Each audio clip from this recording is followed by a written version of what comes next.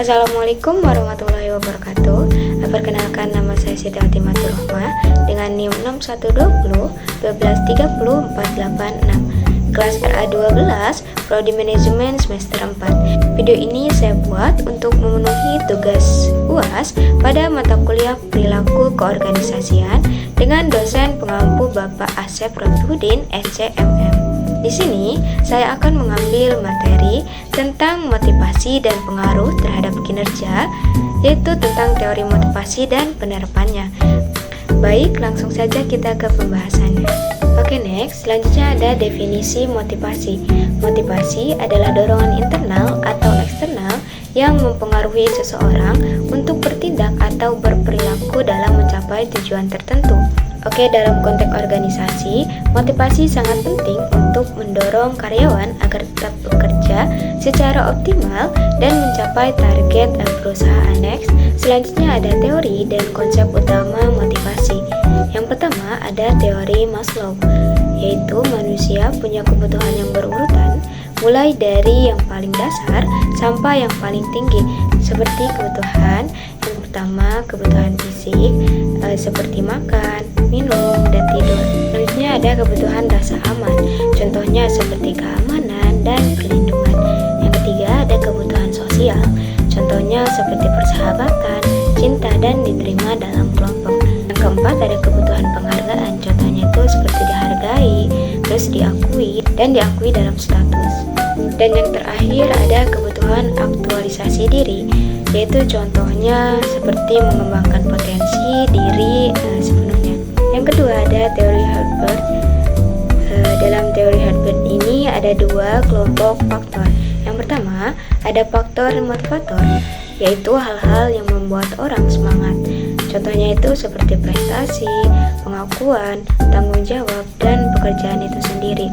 Untuk yang kedua ada faktor higien, yaitu hal-hal yang mencegah ketidakpuasan tapi tidak selalu membuat semangat. Contohnya itu seperti gaji, kondisi kerja, dan hubungan dengan atasan. Untuk memotivasi, organisasi harus menambah faktor motivator, bukan hanya memperbaiki faktor higiennya. Oke, next.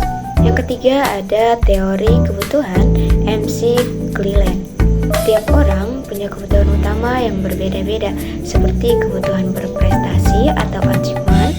Kedua, ada kebutuhan berkuasa atau pemimpin yang disebut dengan power.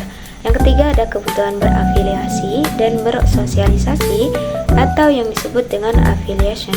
Motivasi karyawan bisa berbeda-beda tergantung kebutuhan utamanya. Oke, next, yang keempat ada teori harapan atau teori Victor Piron.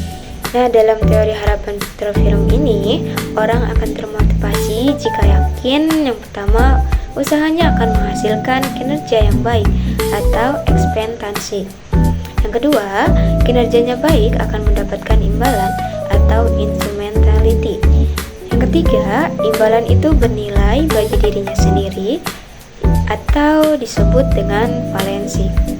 Karyawan akan lebih semangat jika percaya kerja kerasnya dihargai sesuai harapannya. Kelima ada teori penguatan atau reinforcement theory, yang dimana perilaku seseorang dipengaruhi oleh konsekuensi setelah melakukan sesuatu.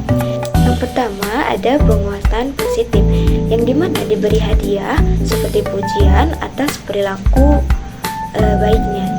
Oke, yang kedua ada penguatan negatif seperti menghindari hukuman. Memberikan penghargaan atau hukuman bisa mempengaruhi motivasi kerja seseorang. Oke, next, di sini ada contoh kasusnya ya. Nah, contoh kasusnya ini tentang penurunan semangat kerja di perusahaan ABC. Nah, Budi adalah seorang karyawan di perusahaan ABC yang dikenal rajin dan bertanggung jawab. Namun, dalam beberapa bulan terakhir, Budi terlihat kurang bersemangat dan kinerjanya menurun. Setelah ditelusuri, ternyata Budi ini merasa kurang dihargai nih, karena jarang mendapat pengakuan dari atasan meskipun ia sering menyelesaikan tugas dengan baik. Selain itu, kondisi ruangan kerjanya juga kurang nyaman dan gaji yang diterima dianggap kurang memadai.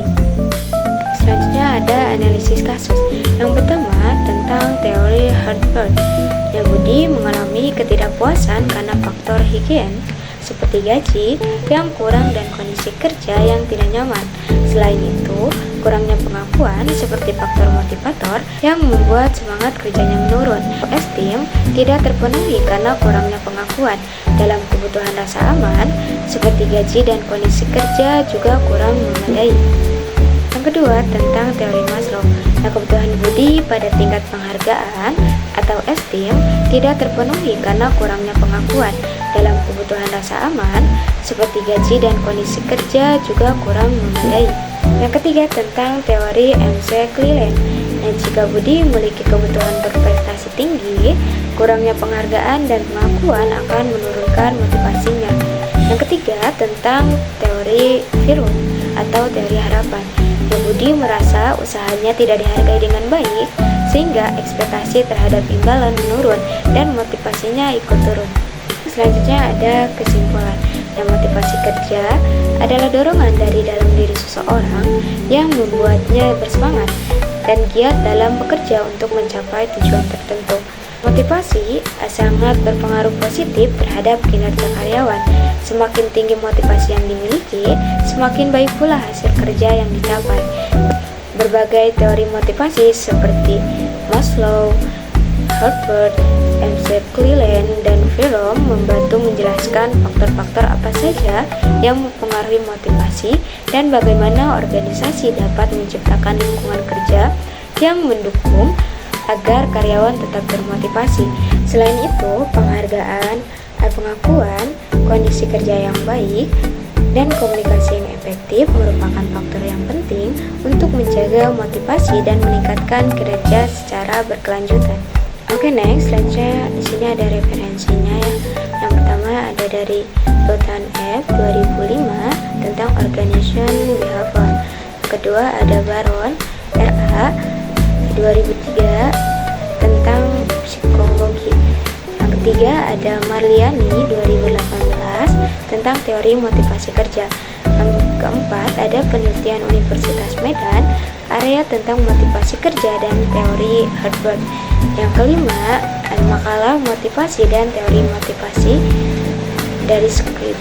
Yang keenam ada kesimpulan penelitian pengaruh motivasi terhadap kinerja pegawai yang diadakan Universitas Andalas.